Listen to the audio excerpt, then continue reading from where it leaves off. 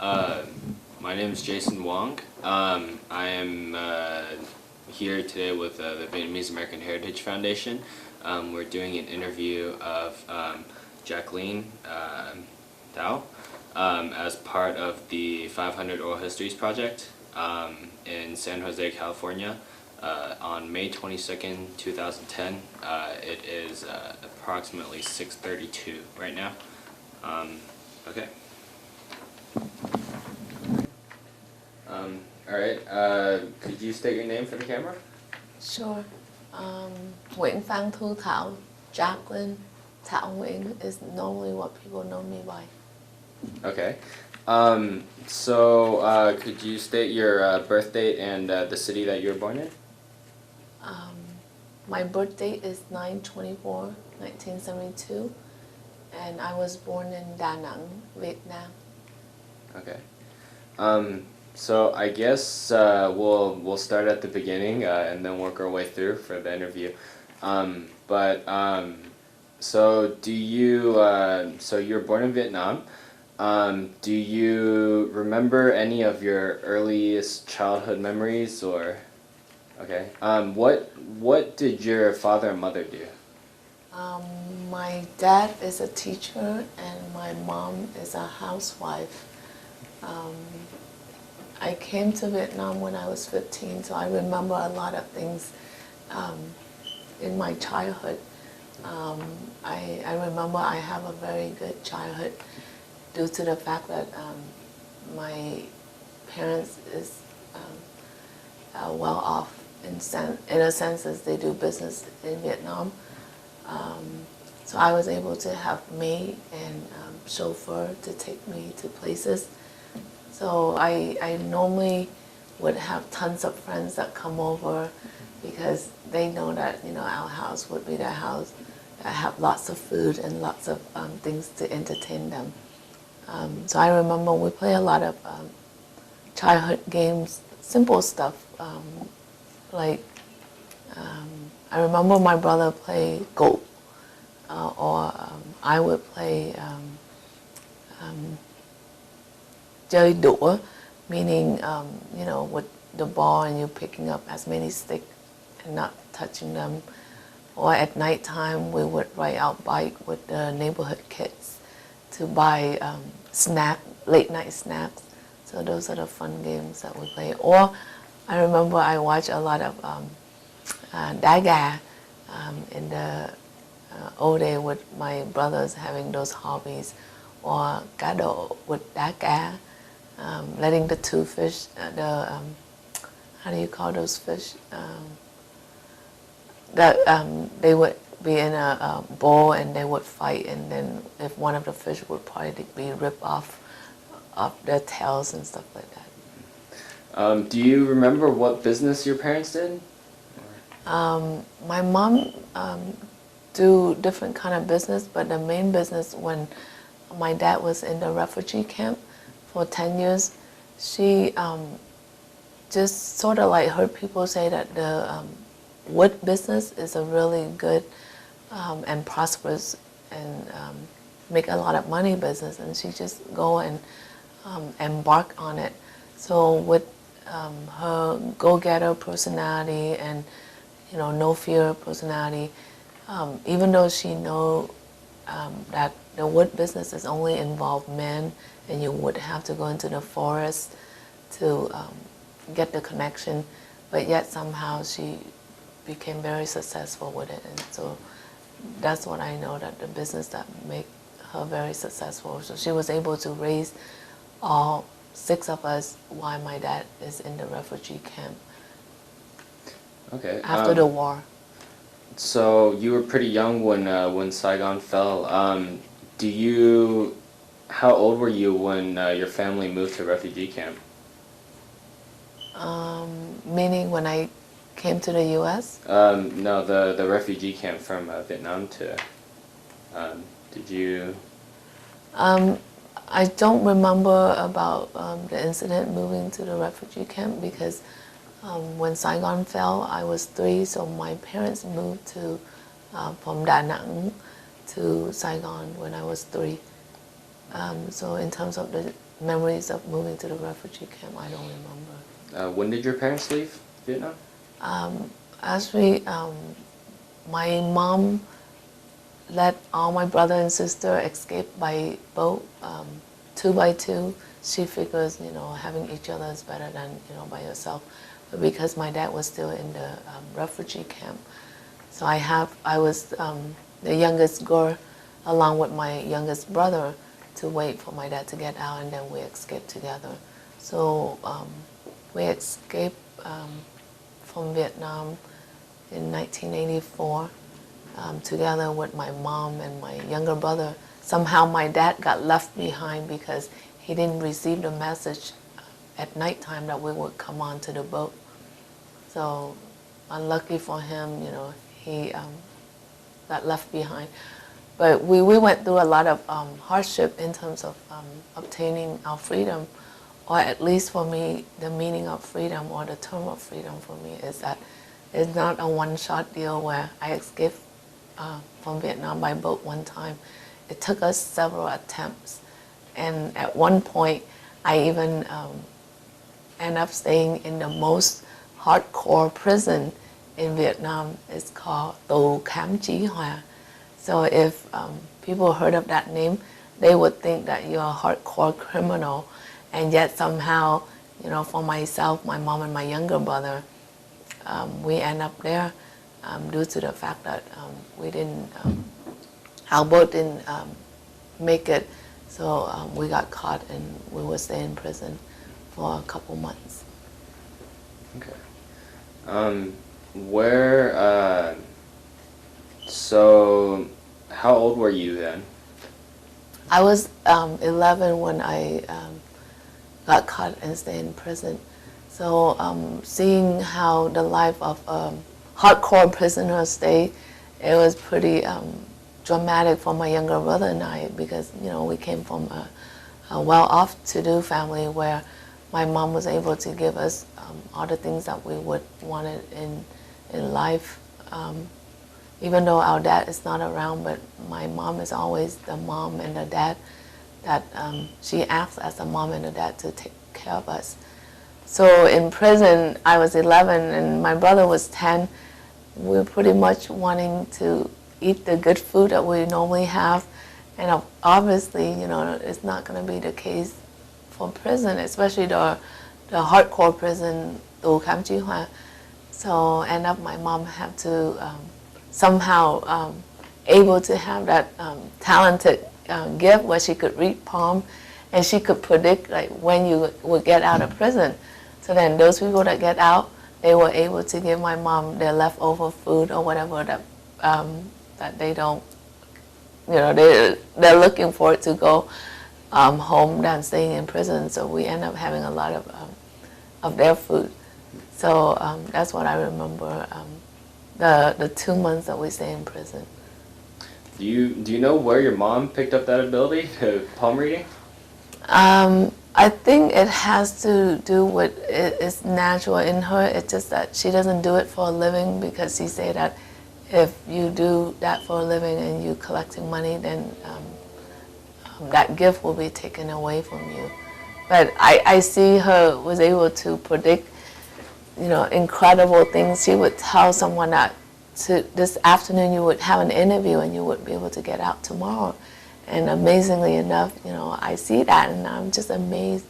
And yet somehow I asked her to read my palm or read my future. She would never do it. She's like, you'll be fine.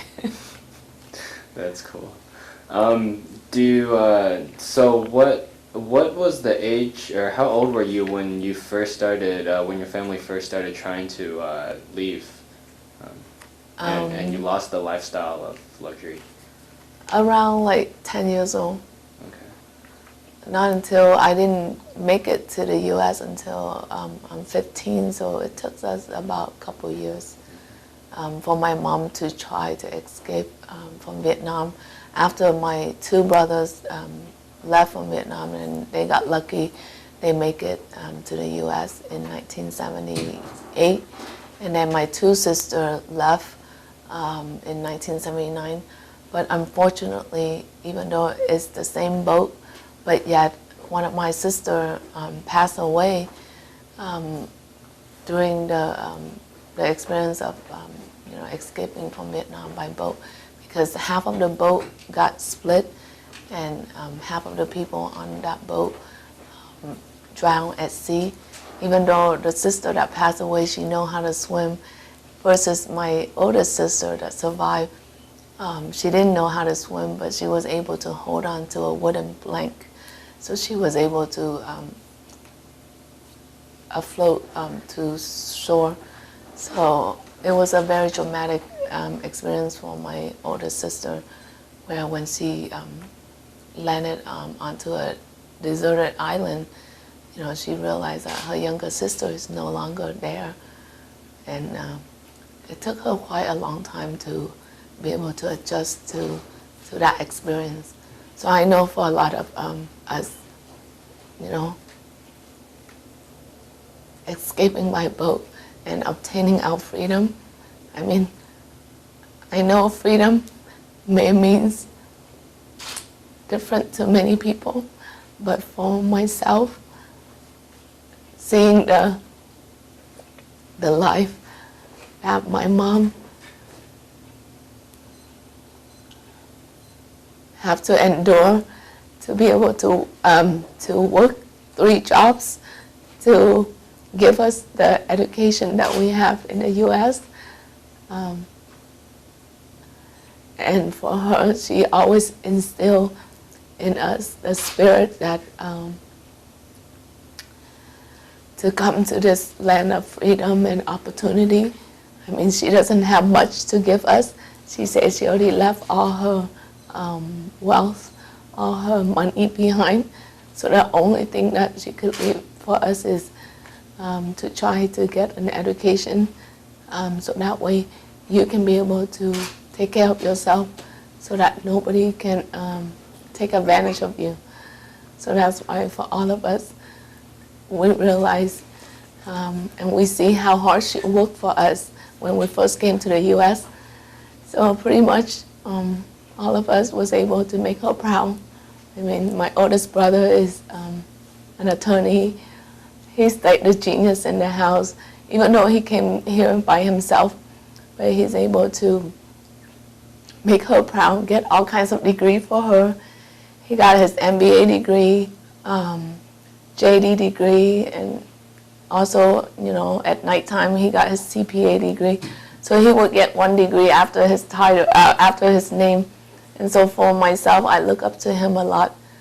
And then my other brother is a very successful engineer, software engineer.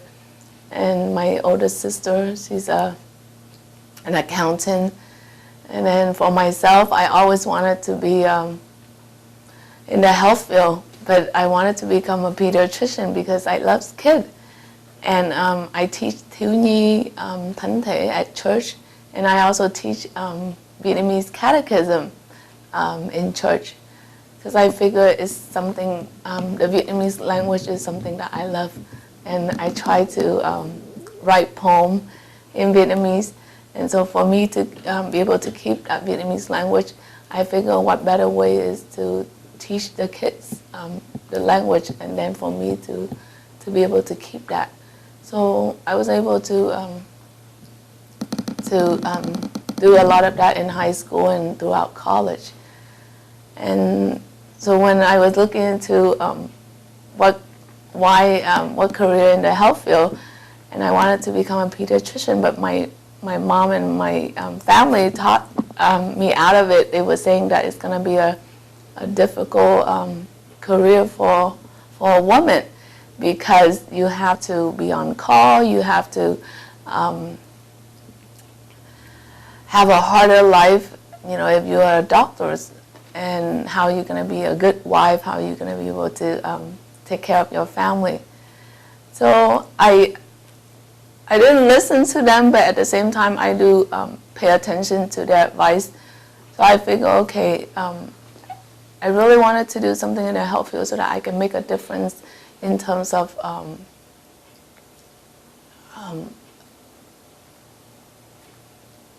helping a person's life, or helping a person's health when they're in need of your help. And also because of the personal story, when I heard my mom say that two of my older brother, they passed away due to the fact that when they first born, they were healthy baby, and yet when they were then when they got vaccinated, they were dosed incorrectly, and so that's why they passed away. So I felt like the doctors or the pharmacists in Vietnam was not doing an adequate job. So for me, I always wanted to wear the white coat because it has a special meaning for me. And that's how I always wanted to go into the health field. So being a doctor was not something that, you know, my family was too crazy about. So then I shadowed under a pharmacist, and I saw what he did. I really like and enjoy his work versus becoming a dentist. You know, looking into a person's mouth is kind of boring all day long. And back then I read that dentist has the most suicidal profession. So I'm like, I don't want to belong to that profession.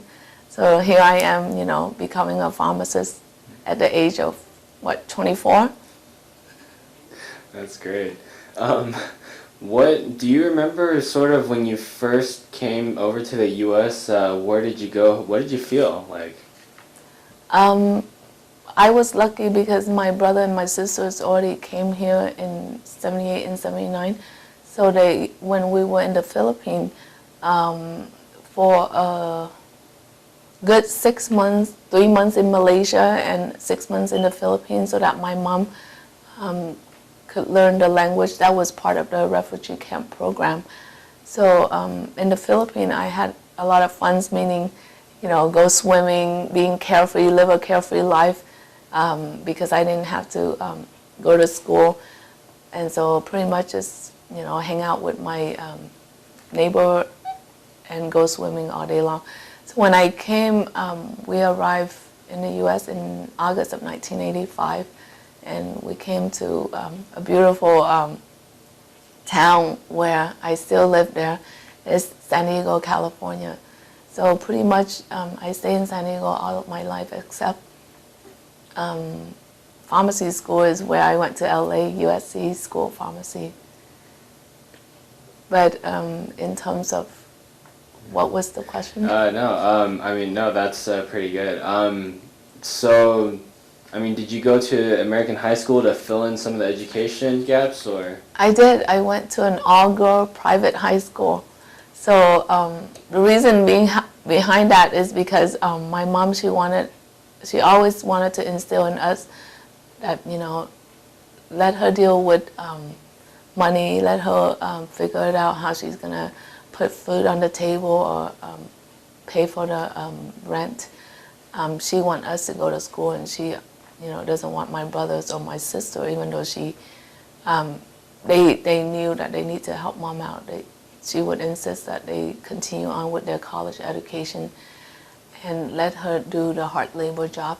So she wanted, you know, my younger brother and I to be able to adapt and adjust and assimilate to the new environment as quick as possible.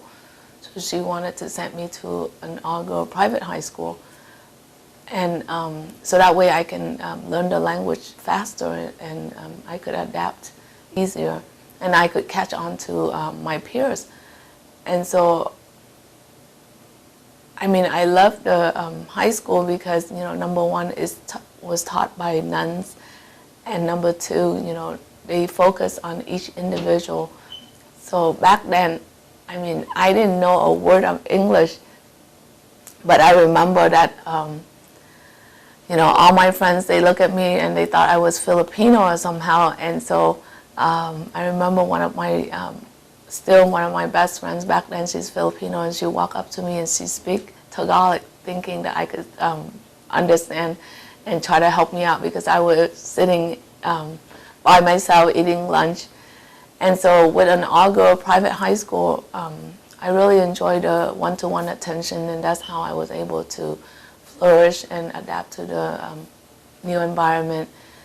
But then again, you know, seeing how my mom had to work 3 jobs, waking up at 4 in the morning, go to work at a catering lunch truck. So after she come home from work, she would have to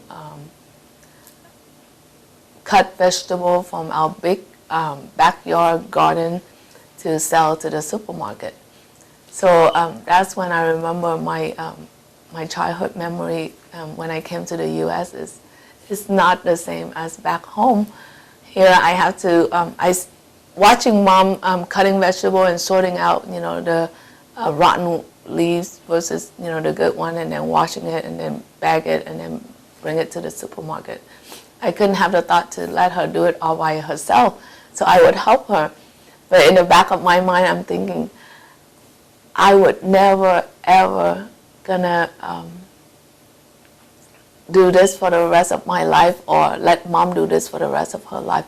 So that's the moment I say to myself that no matter whatever it takes, I'm gonna get a good education so that I could take care of my mom, so that I could have a good life, and I don't have to pick to sit here and pick the vegetable and cut the vegetable and sell it to the supermarket anymore.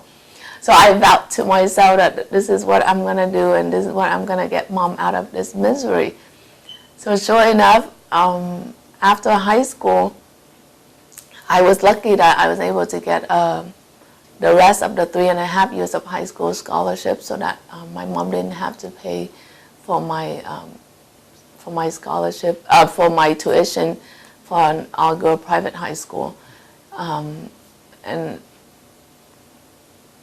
in a sense, I realized that the American culture, they're very accepting, and they're very generous, and with open arm, and they would help out those that wanted a better education. So the principal was able to find a benefactor that she didn't have any kids, but she graduated from the same high school, and she became a successful entrepreneur.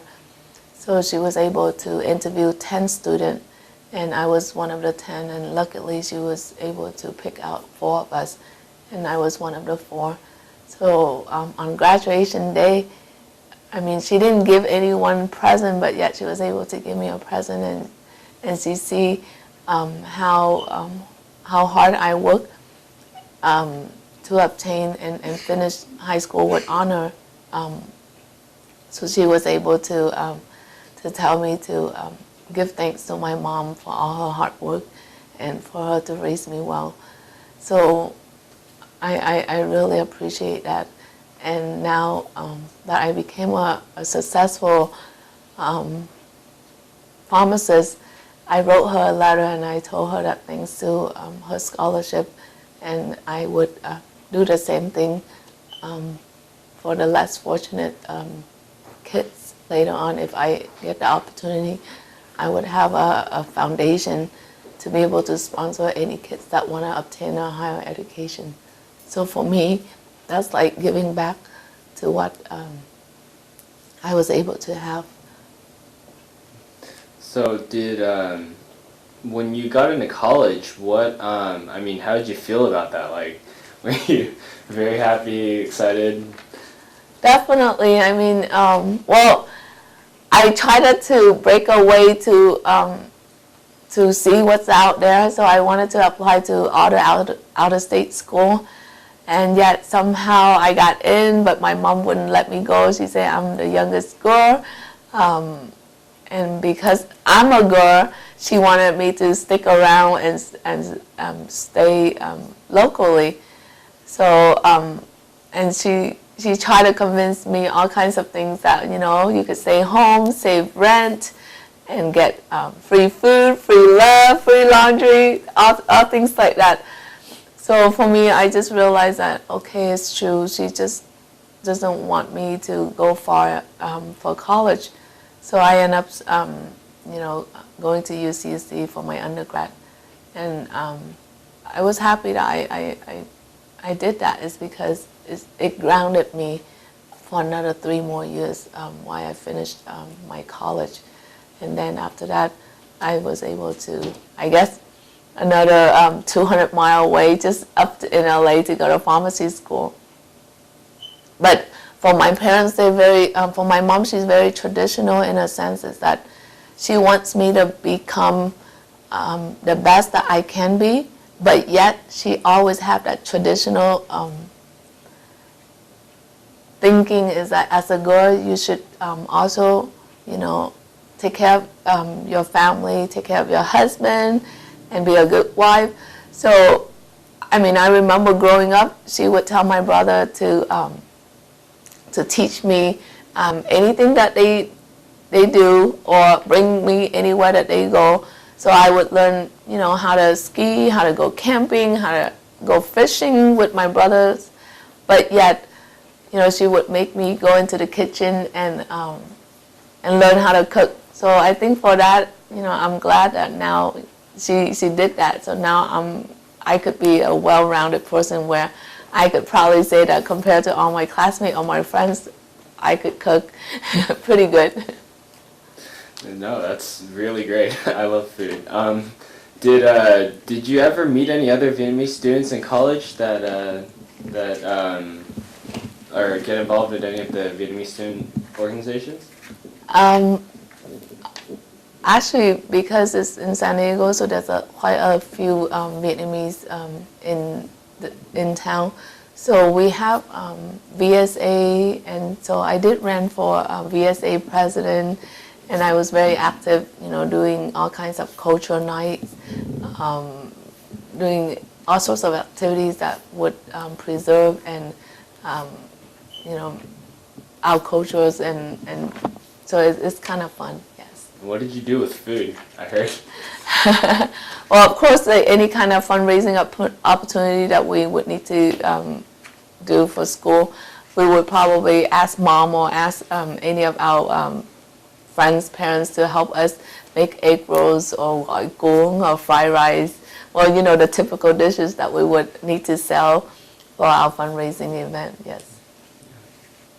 That's really good. So it sounds like you had a great time in undergraduate, correct? I did. I had a lot of fun, and I think that's sort of like set ground for. I was able to stand in front of a big crowd and do community work. So now, with what I do, I kind of like think back and say, because back then we try to do a lot of a fundraising event for the refugee people, the boat people.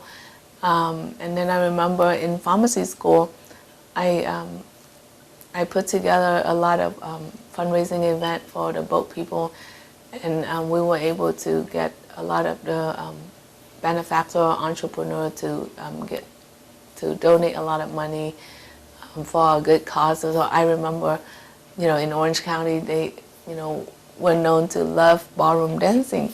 So I would go and I would secure like a couple hundred tickets, and then we would sell it to a medical, pharmacy, and dental student at USC and at UCLA. And then all the money and then I put together a fashion show with auctions and such. And then afterward, all the money would be sent back to for the refugee people that we're trying to help out, that still get left behind. So I remember those are the fun times that I enjoy doing, and especially just something to give back. What year did you graduate from undergrad? I graduated in 1994. Okay. So I finished college in 3 years instead of 4 years. Well, knowing that, I need to take care of my mom, and I don't want her to cut vegetable and sell vegetable at the supermarket. So I wanted to maximize my education and yet shorten it as much as I can. Was pharmacy school tough, trying to juggle everything? Well, the hardest thing is to get in. The hardest part is to get in. But back then, I think a lot of pharmacy students are Asian. Especially, I remember our class, more than 80% are Asian, and I would say about 30% or 35% are Vietnamese. And then nowadays, I hear that since I'm a volunteer professor at UCSD Pharmacy School, and I see more than 50% are Vietnamese that are wanting to go into the pharmacy profession. And so, yeah, that's something that that I noticed the big trend in terms of pharmacy school is a lot of Vietnamese, a lot of Asian going into that profession. Obviously, it's a good profession in terms of for women, and yet you could make a lot of money, a good six-figure income. So that's really good. So I heard that you continued to do your community work while you're inside pharmacy school? Yes. So I was in charge of VSA in pharmacy school, and because we don't have the VSA organization back then, so pretty much we just form one, and then we just get together with the medical student at UCLA and USC. And it was supposed to be a two rivalry school, but for me, it's supposed to be a common bond where all of us Vietnamese could be able to exchange idea and get together and do something good together. After you graduated, did you continue to stay involved with within that community from pharmacy school? I would say definitely, otherwise I wouldn't be sitting here, because I heard one of the patients saw my talk show, sort of nominated me for this interview, is because they got better from the talk show and the supplement that I recommended to the community. So sitting here today, I'm very humble for the opportunity to be able to share my story, but at the same time, I feel I'm very blessed for able to do the things that I am passionate about. I could tell you that for the past 12 years being a pharmacist, I wouldn't know, how when someone's born and you always want to leave behind a legacy, or you always want to know why are you on this earth. Well, I know that by becoming a pharmacist, this is a very good career, and I make my mom proud, my parents proud, but yet at the same time, for the past 12 years being a pharmacist, working at a hospital, at an independent pharmacy, at a consulting pharmacy, I never felt the meaning of, my work. Like, what do I do to contribute to society, or what do I do to help my patient out? Because all I see is these patients, they don't get better, but yet somehow their quality of life is not improving with the medication that we put them on. So I feel like with our healthcare industry nowadays, it's more like we're treating the sick instead of treating or helping the people to live healthy, or treating the wealth. Meaning, why do we wait until we get sick?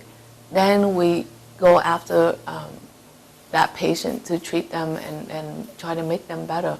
Why don't we as healthcare professionals instill or educate the patient that this is what you can do to maintain your health and to be able to live a healthier and better life, better quality of life. So in a sense, our healthcare industry, a lot of people are aware that it's not that great, and Obama is trying to improve it. So I'm sitting here is because of the things that I do. I'm not a typical pharmacist where I count and pour, or where I work in a hospital. I've been there, done that for the past 12 years already as a pharmacist. But yet when I found a supplement company that make their supplement all science-based, is because when I became a clinical pharmacist and an MTM pharmacist, meaning medication therapy management, so I was able to sit down with patients that have long-term chronic illnesses such as high blood pressure, diabetes, or cholesterol. So that way I can be able to sit down and along with the medication that they've been taking, what I can do to help them improve on their health or on their disease. And I find that a lot of my patients, they wanted something to help them feel better or help them with their conditions because it's a chronic illness. So they don't seem to see that the medication works or help them that much. So I wanted to find maybe there's a supplement that they could take so that way it'll give them a boost of energy or improve on their health. So when I found that this company is called Market America, all the supplement is science-based. So based on my research and my due diligence from looking into the company and the supplement, and then on top of it, I go into the lab and I test it out. So I find that it's a very high quality supplement product, and so I start recommending to all my patients at work, and they got better and they improved. So then I realized, in thinking back about our Vietnamese culture and our people, we love to take supplement, and that's why there's a lot of Oriental or acupuncture doctor or chiropractor doctors that take advantage of that opportunity from our Vietnamese culture that we love to take supplement. So a lot of them are selling supplement based upon private labeling their products, and so I don't see there's any quality supplement out there. So I figure if my patient here in San Diego got better, why not try to find a way to let our community know about these high quality supplements so that way they can take and feel better. And for myself, I take the supplement too, and I'm like, normally I have a lot of energy, and here with just 2 bottles of antioxidant, one is called OPC3 and the other one is called resveratrol, and because it's isotonic form, so the absorption is about 95% versus all the supplement out on the market is only 30% absorption because it's in tablet form. So a lot of it is binder and filler, and then you don't absorb as much, and then you lose a lot of the active ingredient during the whole process of breaking down your stomach. So I'm like, how can these 2 bottles give me another kick in energy? And so I'm like, this is amazing. And within like 5 days, I feel it. I feel the surge of energy. And so I'm like, okay, this is what I can be able to help with a lot of my patients. And sure enough, it helped them. And they always come. So for the past 12 years as a pharmacist, none of my patients come back and thank me because all the medication that I give them, it has side effects. So I don't know whether they're compliant or they take the medication. But yet ever since when I introduced them to the OPC3 and resveratrol, they were able to come back and thank me and really ask me, is it really a supplement that you give me, or there's something more to it? Did you inject steroid in it? Things like that. So it's amazing how when they come back and thank me, no amount of money could trade for that. So that's the day that I realized, and I thank God, and I realized that, okay, this is why you want me to become a pharmacist, so that with the knowledge that I have from being a pharmacist and combined with, the passion that I wanted to, give to people to bring back their health, here with this supplement company, I can do a lot of things for my patient. So that's when I realized that, okay, I need to do something about this to help my own community, to let them know about this company.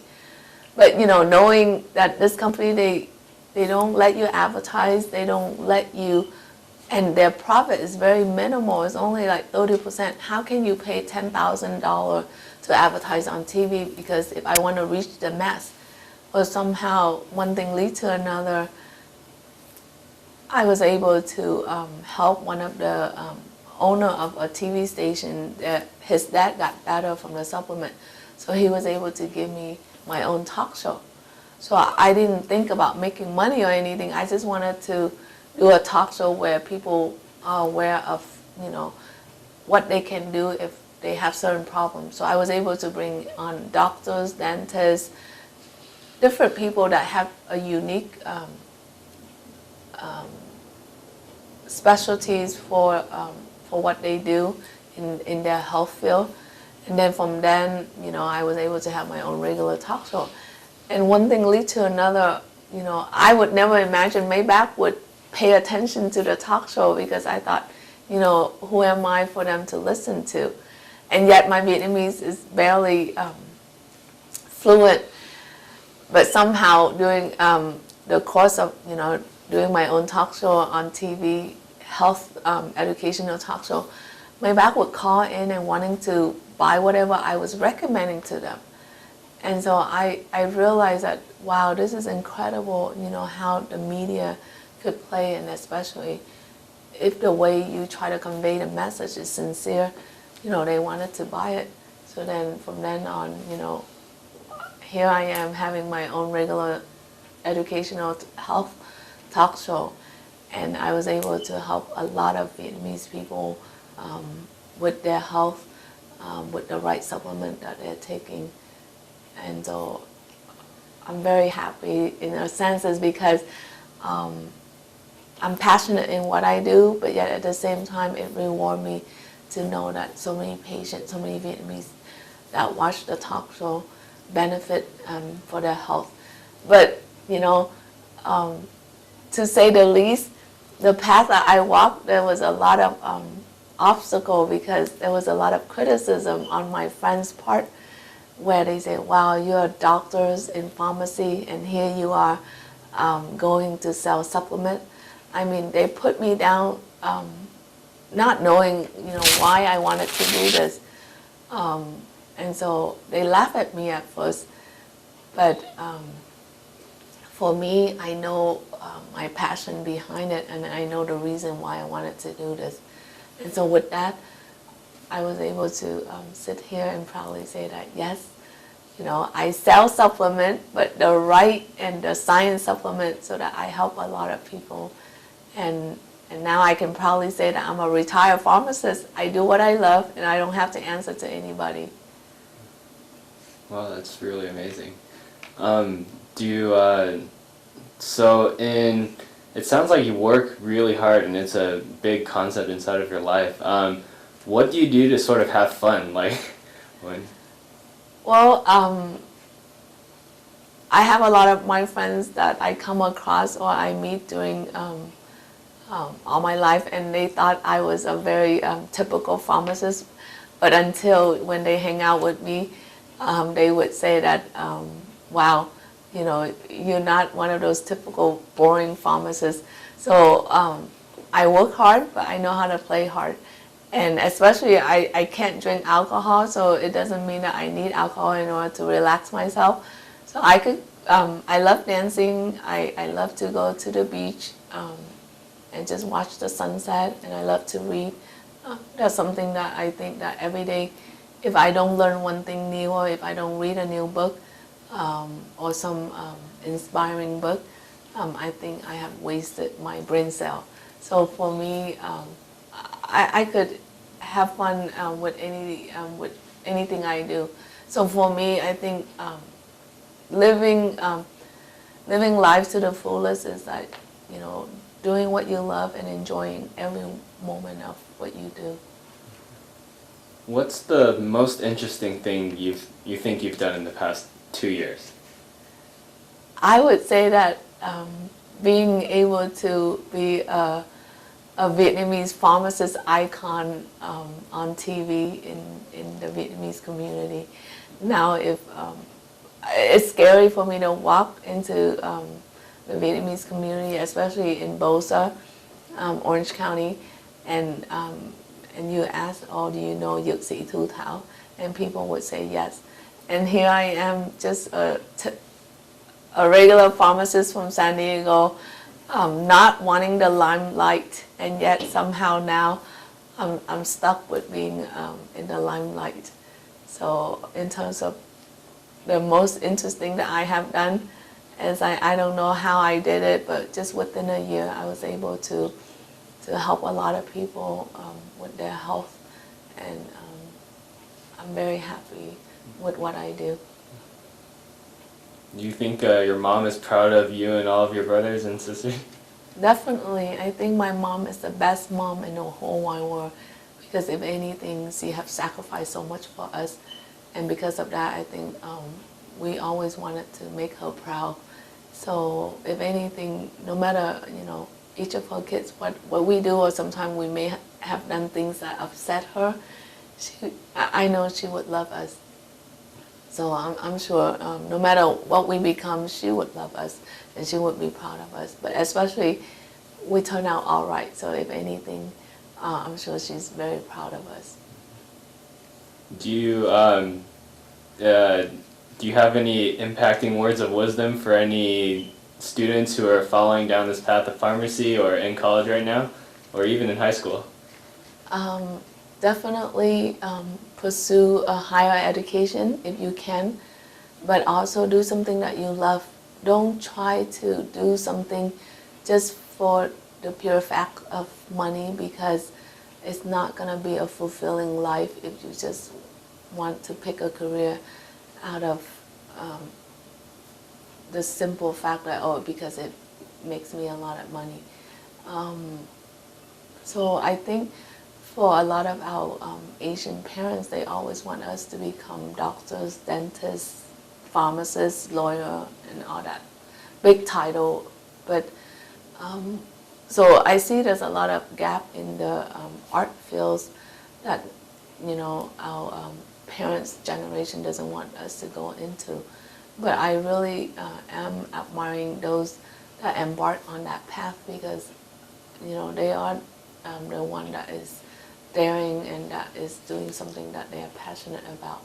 I may sound like a typical pharmacist, where I say, well, it's easy for her to say she pursued pharmacy, but I'm not a typical pharmacist, because for me, truly being a pharmacist is that you need to help people know about their disease, and you need to help people know about the drugs that they're taking, and yet at the same time, you make a difference in their life so that their quality of life is improving, or their health is improving.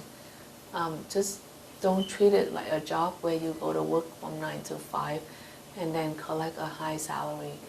That's not meaningful life. I want to leave behind a legacy where I could be a poor pharmacist, but yet I love what I do. So for me, I think I would do this as long as I could, until I could reach everybody that know about any condition that they need to know. So I have my own website. For each week I would write a blog about certain disease, certain condition, and things that they can do in terms of medication-wise or non-medication-wise or supplement-wise, what they can do or what they can take. So I wanted to be like the Vietnamese pharmacist guru in my own community. If anything they wanted to know, I should be able to write about it. What are the most pressing, health issues that you think face Vietnamese Americans? I think it has to do with our culture, is that when we're very into the supplement industry, so a lot of our culture is that we want to take care of our health, but we wait until the end, and by then it's too late. Or if they have a certain condition and they need to take medication, I notice a lot of my Vietnamese patients, they're non-compliant. They just wait until they feel like, oh, there's a headache coming on. So then they realize that their high blood pressure is probably high, so then they decide to take the medication. So I'm hoping that in the future, we could change that, or as doctors or as pharmacists, we could change our first generation thinking that they should take care of their health now so that later on they don't become, osteoporosis, they don't become diabetic, especially with our culture and our food. We tend to eat a lot of high carb diet, and so that's why in the Asian community we have the number one, that's why we have a high rate of diabetics in our cultures. Okay. So if anything, I'm hoping that everybody should take care of their health now. Don't wait until you get sick and then go see the doctor. You should go see the doctor when you're healthy and you just want to say hi to your doctor and get regular checkup. That's called quality of life. That's living life to the fullest. Do you have a 5-year plan, a 10-year plan, or anything? I do, definitely. If anything, to be a successful person in life, you always have a goal. So if I have reached one goal, then I would always want to set out another goal. So for my next 5 years goal, I'm hoping that I can be able to be a successful entrepreneur, and I wanted to go back to Vietnam and build a school for the poor or the kids that doesn't have the parents to give them the education that they need. Or hopefully maybe build a hospital where I can have my friends, my doctor friends and pharmacist friends, to go back there and do Doctors Without Border in my own homeland. So that's my 5 years goal, and hopefully I would be able to do within 5 years, if not 10 years. That's great. All right, I think we're wrapping it up. Is there anything else which you might want to say? No, thank you for the opportunity. Thank you. We appreciate it. All right.